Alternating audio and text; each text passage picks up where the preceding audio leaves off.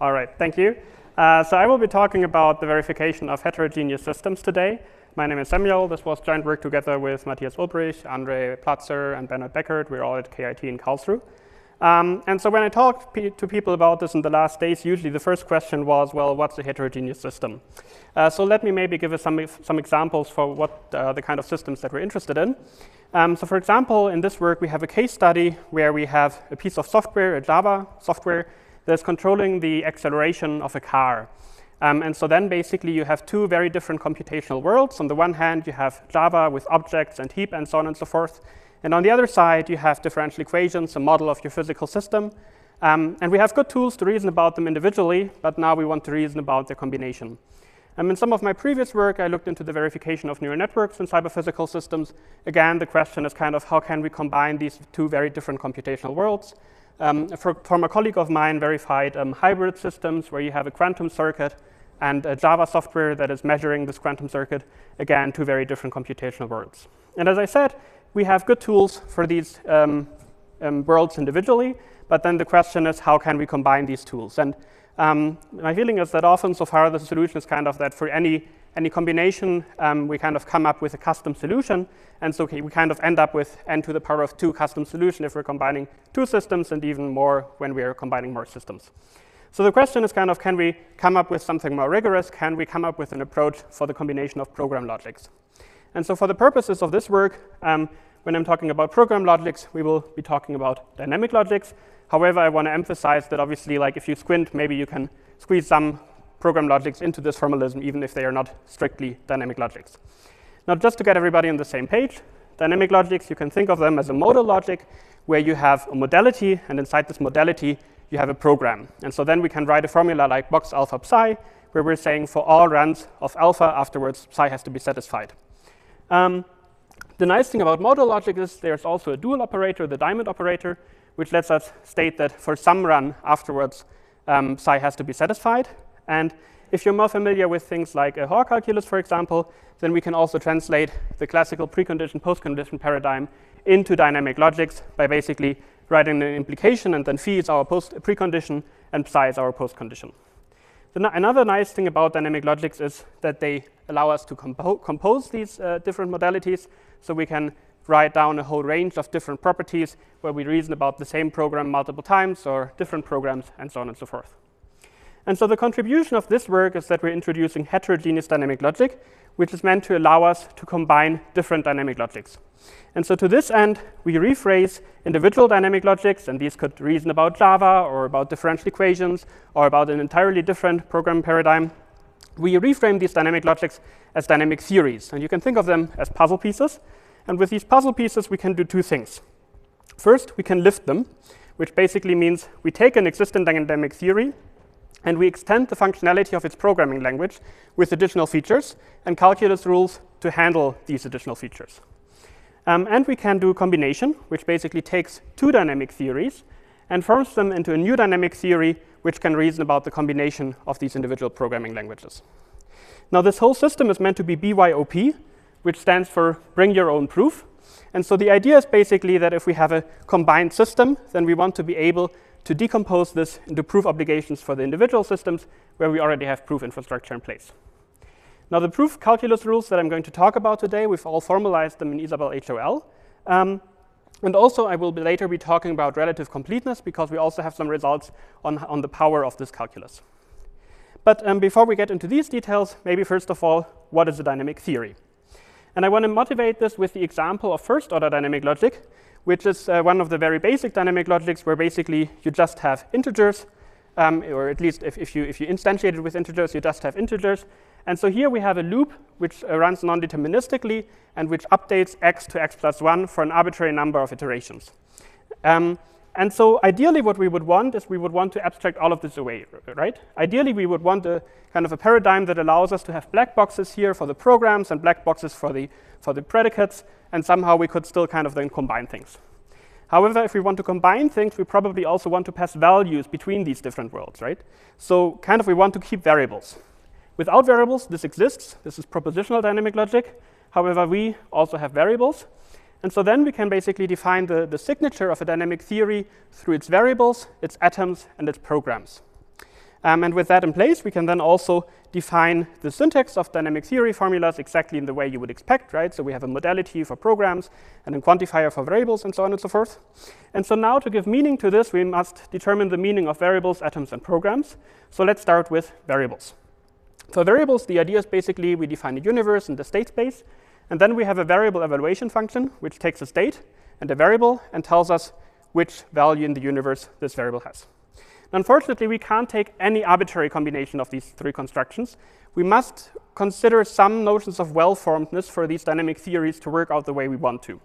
In particular, for example, for variables, we require something that we call state independence. And the idea is that if we have two states in our state space which evaluate variables to these orange and these blue values, then we must be able to take a subset of these variables and construct a new state which basically combines these two individual states along the lines of this variable set.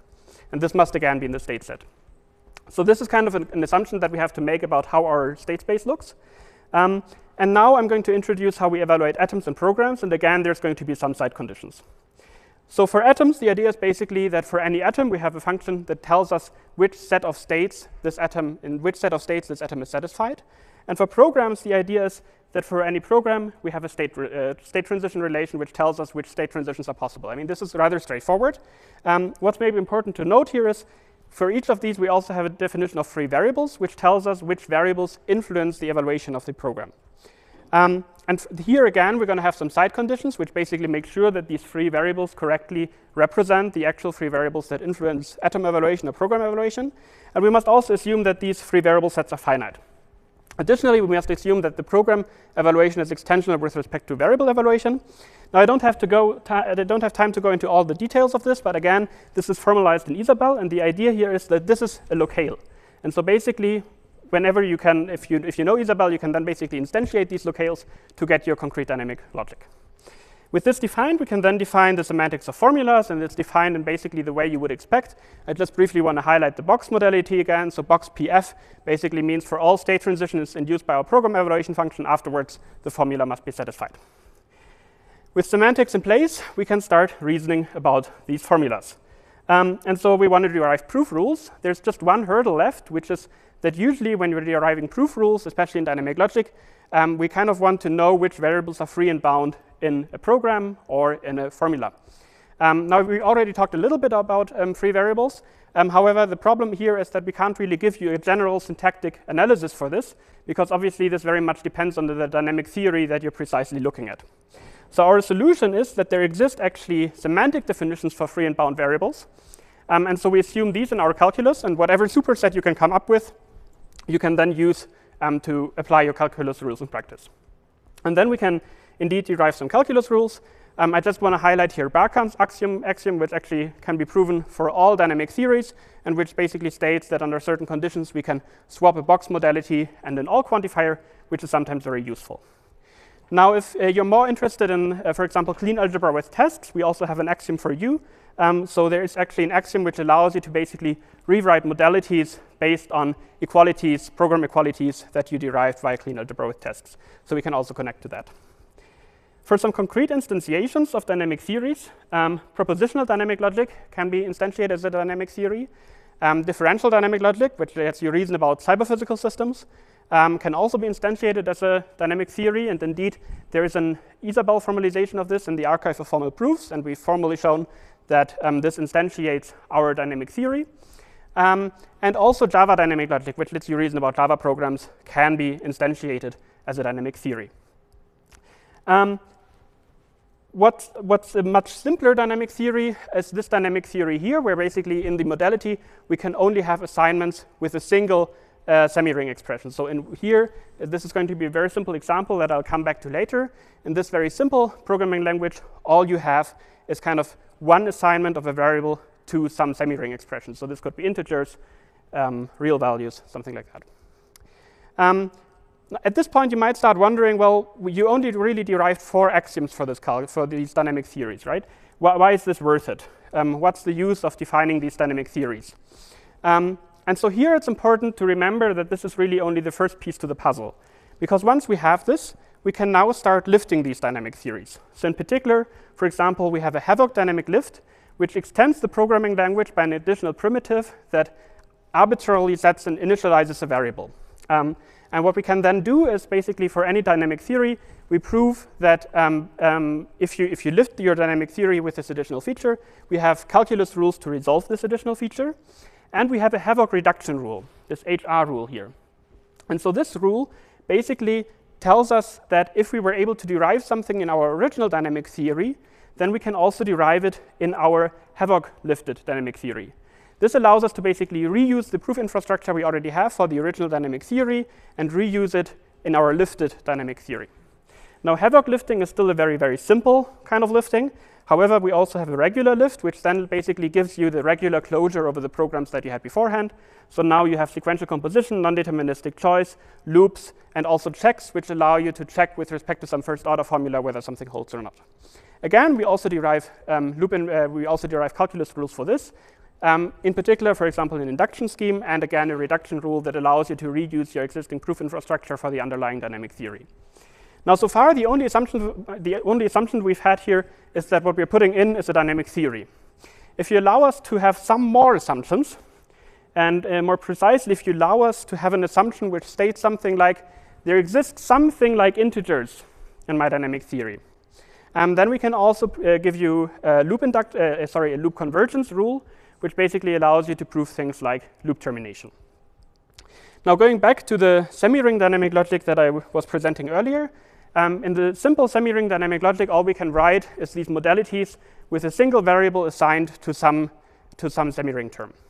If we now lift this dynamic logic with this dynamic theory with Havoc and with this regular lifting, suddenly we can write formulas like this one, where the program already looks a lot more interesting, right? So now we have loops, and basically what's happening here is that we're having a non-deterministic loop where in every iteration we add some positive number on top of the x we already have.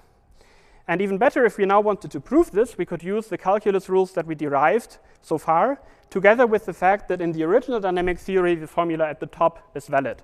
So basically, the validity of the formula in the original dynamic theory, we could reuse for our proof of the formula at the bottom.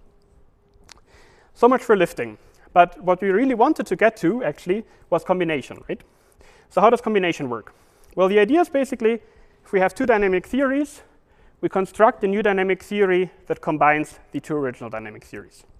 The way this works is that, first of all, for variables and for programs, we take the disjoint union. So we assume that the programs are disjoint. I mean, you can label them somehow so that this works out.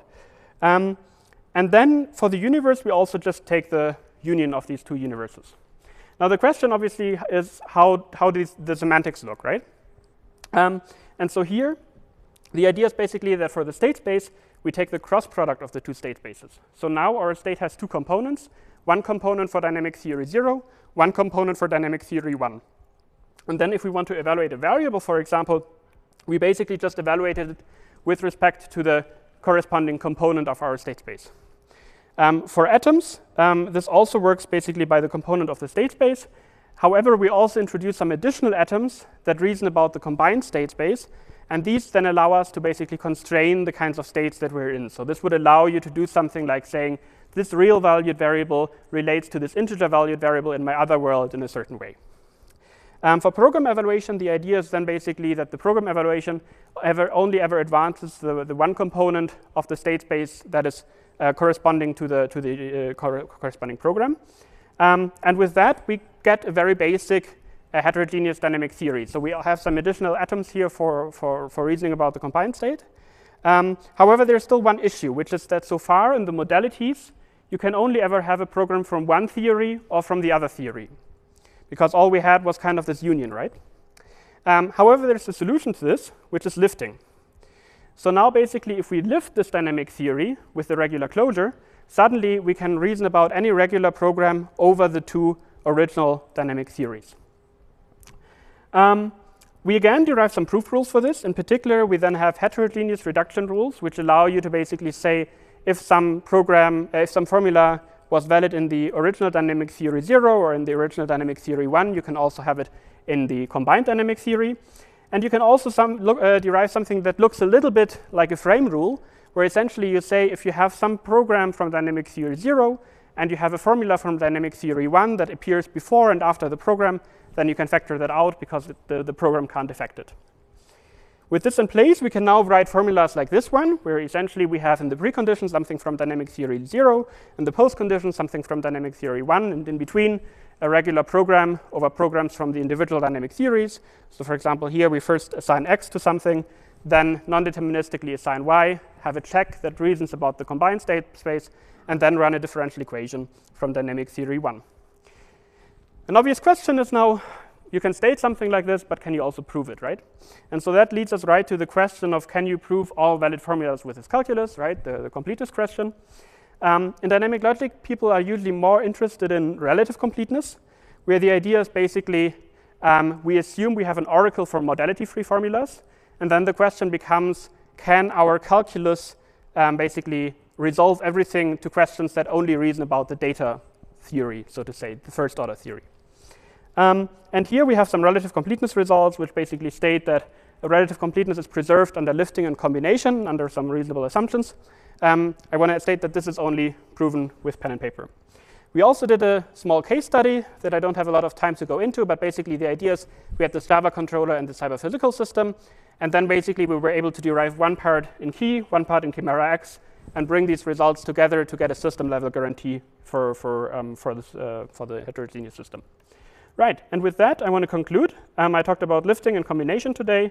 And for future work, we're interested in looking at more case studies, looking at integrating more logics, and also integrating that with neural network verification to reason about AI-based systems.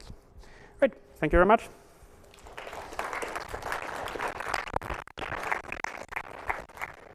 Questions? If you have a question, you can walk up to that mic and ask. Yes? Or you can just do this one. Yeah, so there's of course some relation here to ordinary theory combination, right? Nelson-Oppen for non-modal logics. The same kind of reasoning about free variables and relationships between them. I'm asking you to speculate a little bit, but do you think there's a way to, one of the great things about Nelson-Oppen is that it can be automated efficiently as well. Do you think that's something that with, future work that this could be useful for, right? Automating this kind of language combination and reasoning about that for verifying programs. Right. I think we can maybe automate certain fragments of it. I mean, we have to kind of keep in mind that if we look at the general problem, then we already have arbitrary quantifier alternations here, which already, like Nelson-Oppen, would fail even if we don't have modalities, right?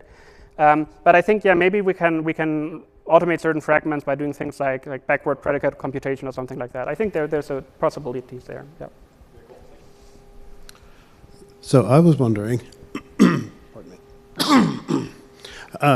You get a sort of separation in the state spaces, and I was wondering, like, that obviously is related somehow to separation logic and the separation conjunctions and separation logic, and that obviously raises a pile of possible questions. But the thing I was wondering is, if you have separation logic in one of your dynamic theories, will it play together? Right. This is something I haven't looked into yet that deeply. I know there is also like separation dynamic logic. So a natural question to ask would be, can we kind of integrate that here? What's important to keep in mind here is the kind of the way we have the separation of state space here is kind of by construction, right? So it's not like that we divide the heap during the proof or something like that. So maybe it's not exactly, right, but it's definitely related. Right. Yeah. It isn't quite the same, but it's clearly related. Yeah. Yeah. Okay. All right. Let's thank the speaker again.